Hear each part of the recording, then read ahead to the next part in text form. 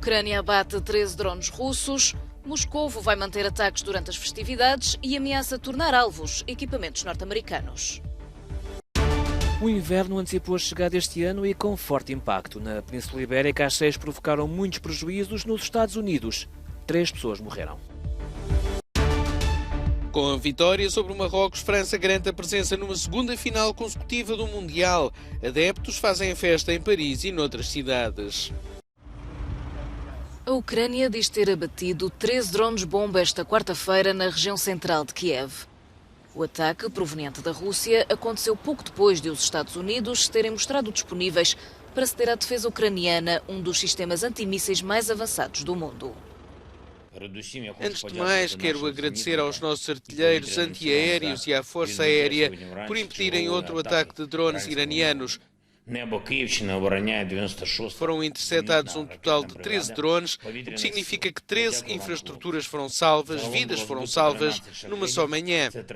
Estamos constantemente a reforçar a nossa defesa aérea e a defesa contra os drones.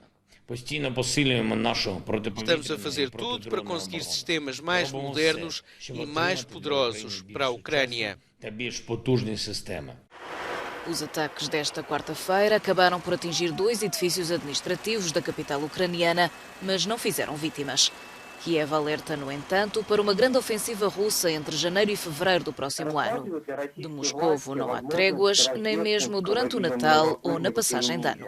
De acordo com o porta-voz do Kremlin, nesta quarta-feira, um cessar-fogo está fora da ordem do dia, mas também, diz Dmitry Peskov, não houve qualquer proposta da Ucrânia nesse sentido. Peskov garante ainda que, caso os sistemas antiaéreos Patriot cheguem de facto à Ucrânia, os equipamentos serão encarados como alvos legítimos das Forças Armadas russas.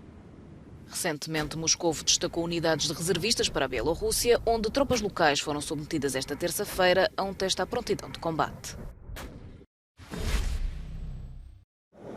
Estas imagens de Cáceres, recolhidas quarta-feira, espalham o impacto das fortes chuvas dos últimos dias na Península Ibérica. Tal como em Portugal, as fortes tempestades provocaram cheias, derrocadas e muitos prejuízos em Espanha. Os serviços meteorológicos alertam o mau tempo vai manter-se com maior incidência no norte da Península Ibérica. Em Munique, na Alemanha, mais de 150 voos foram cancelados e diversas ligações ferroviárias suspensas na quarta-feira, devido à chuva e ao gelo.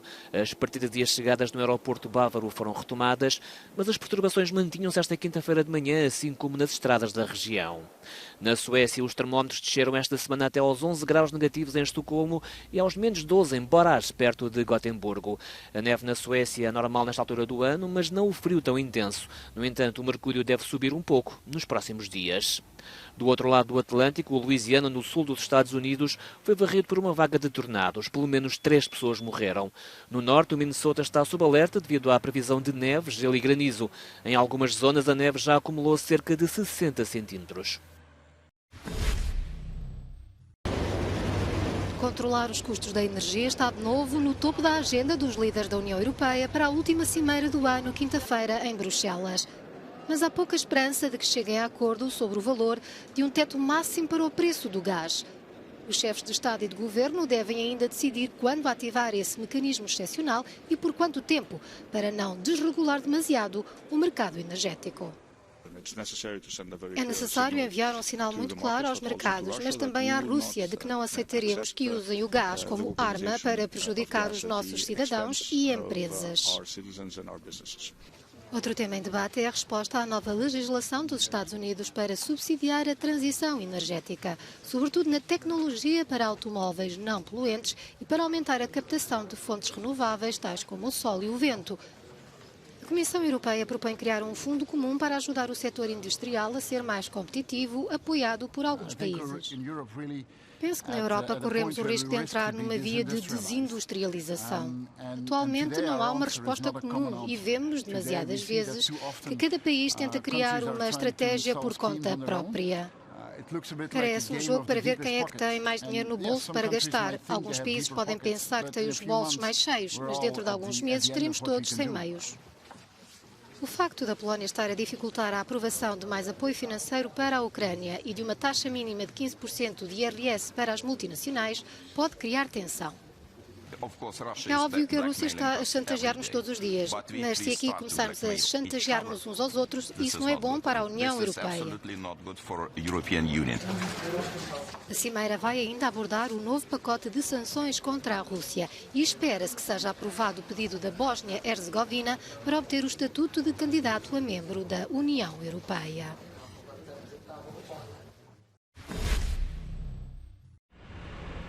Os juros nos Estados Unidos estão agora ao nível mais alto dos últimos 15 anos. Como medida de combate à inflação, a Reserva Federal norte-americana subiu a taxa de juros de referência em meio ponto de base para um intervalo entre os 4,25% e os 4,5%. O anúncio surge apenas um dia depois da publicação dos dados relativos à inflação de outubro, melhores que os previstos, mas mesmo assim longe dos ideais. O presidente da Fed, Jerome Powell, diz que precisa de provas mais substanciais até poder concluir que a inflação está a decrescer.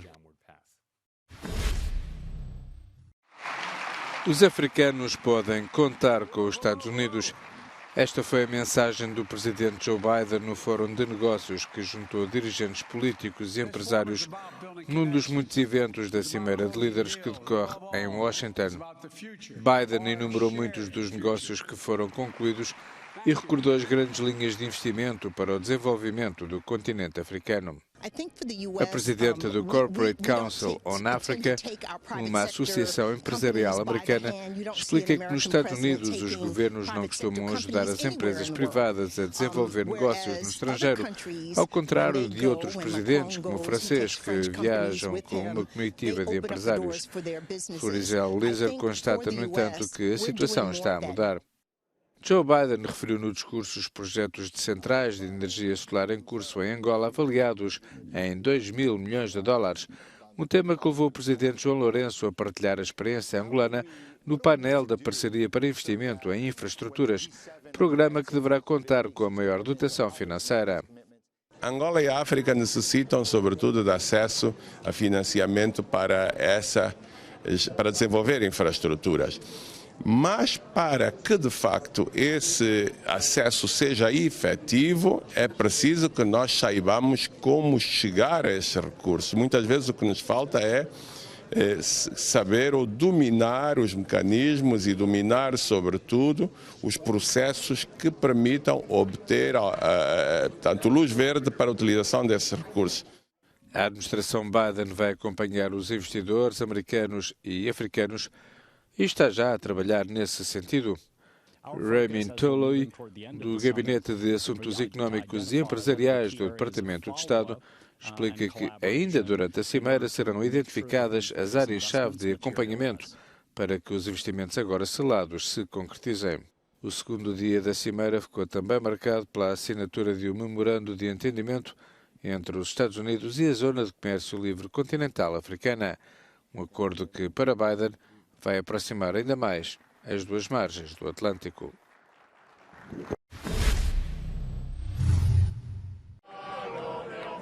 Depois da vitória sobre o Marrocos na meia-final, os franceses podem agora sonhar com o feito de se tornarem na primeira equipa em 60 anos a conseguir 2 títulos consecutivos no Mundial. No Qatar, como em França, os adeptos festejaram, entre eles um adepto muito especial. Diz Emmanuel Macron para Deschamps, esta é uma terceira final e não há 2 sem 3. Ele chegou aqui com sorte e talento e nós estamos a apoiá-lo. Ganhamos e levamos a taça para casa. Agora que o percurso de sonho de Marrocos, que os viu tornar-se na primeira equipa africana a chegar às meias finais, acabou, o palco está montado para uma final entre 2 potências do futebol, França, campeã de 2018, e a eterna favorita Argentina. O cartaz põe frente a frente 2 das maiores estrelas deste desporto. De um lado, Lionel Messi, superestrela de 35 anos, vencedor de 7 bolas de ouro, à procura do tão almejado primeiro título mundial. Tem pela frente uma das maiores e mais jovens estrelas do desporto, o seu companheiro de equipa do PSG, Kylian Mbappé, de 23 anos. Procura aqui dar aos Bleus um segundo título consecutivo. A festa durou pela noite dentro, em Paris e noutras grandes cidades francesas, onde milhares de adeptos saíram às ruas. Apesar da derrota, muitos adeptos de Marrocos saíram também à rua e aconteceram pontualmente alguns distúrbios. Em Montpellier, um jovem marroquino morreu atropelado numa dessas manifestações de apoio à equipa norte-africana.